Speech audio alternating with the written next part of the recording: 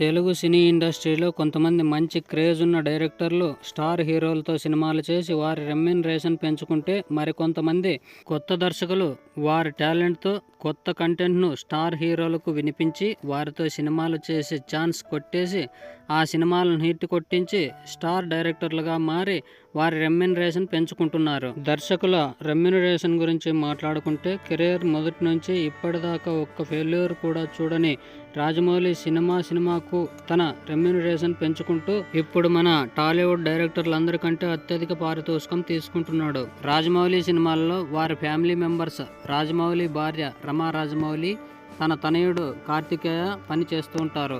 RRR మూవీకి గానీ Rajamouli family package 75 కోట్లు పైగానే తీసుకున్నాడు. మరి రాజమౌళి మహేష్ బాబుతో చేస్తున్న సినిమాకు 75 కాస్త 100కు చేరవచ్చు. Creative genius director Sukumar career మొదటి నుంచి ప్రతి సినిమాలో వేరియేషన్స్ చూపిస్తూ తనలో టాలెంట్ను నిరూపించుకుంటున్నాడు. 100% లవ్, ఆర్య 2, నాన్నకు ప్రేమతో సినిమాలకు 10 నుంచి 15 కోట్లు రెమ్యూనరేషన్గా తీసుకున్నాడు. ఆ తర్వాత సుకుమార్ చేసిన రంగస్థలం మూవీకి గాను ఏకంగా 20 కోట్లు పారితోషికంగా అందుకున్నాడు. తర్వాత అల్లు అర్జున్తో చేసిన పుష్ప సినిమాకు గాను 25 కోట్లు రెమ్యూనరేషన్గా తీసుకున్నాడు. ఇక పుష్ప సినిమాకు సీక్వెల్గా వస్తున్న పుష్ప 2 సినిమాకు బిజినెస్లో ప్రాఫిట్, రెమ్యూనరేషన్ మొత్తం కలుపుకొని 100 కోట్లు తీసుకుంటున్నట్లు సమాచారం. త్రివిక్రమ్ శ్రీనివాస్ డైలాగ్ రైటర్గా తెలుగు ఇండస్ట్రీలో తన ప్రయాణం మొదలుపెట్టాడు. నువ్వే కావాలి, మల్లేశ్వరి, నువ్వు నాకు నచ్చావు, మన్మధుడు వంటి చిత్రాలకు డైలాగులు అందించి తనకంటూ మంచి గుర్తింపును తెచ్చుకున్నాడు. నువ్వే సినిమాతో డైరెక్టర్గా మారాడు. ఈ సినిమాకు కథ, మాటలు, డైరెక్షన్ అన్నీ తానై సినిమాను విజయ తీరాలకు చేర్చాడు.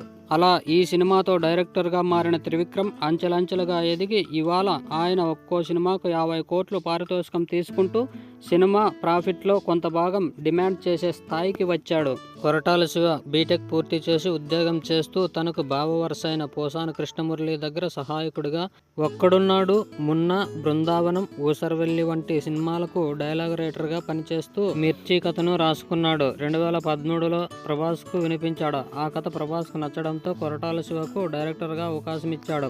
ఆ సినిమా సూపర్ డూపర్ హిట్ అయ్యాక ఆ ఒక్క సినిమాతోనే కొరటాల శివ స్టార్ డైరెక్టర్ల జాబితాలో చేరిపోయాడు. ఆయన చేసిన 5 సినిమాల్లో ఆచార్య సినిమా తప్ప అన్ని బ్లాక్ బాస్టర్ హిట్ సినిమాలే అని చెప్పవచ్చు. ప్రస్తుతం కొరటాల శివ పారితోషికం ఒక్కో సినిమాకు 18 నుంచి 20 కోట్లు తీసుకుంటున్నట్లు సమాచారం. బోయపాటి సీను పోసాని కృష్ణమురళి సహాయంతో డైరెక్టర్ ముత్యాల సుబ్బయ్య దగ్గర అసిస్టెంట్ డైరెక్టర్గా కొన్ని సినిమాలకు పనిచేశాడు.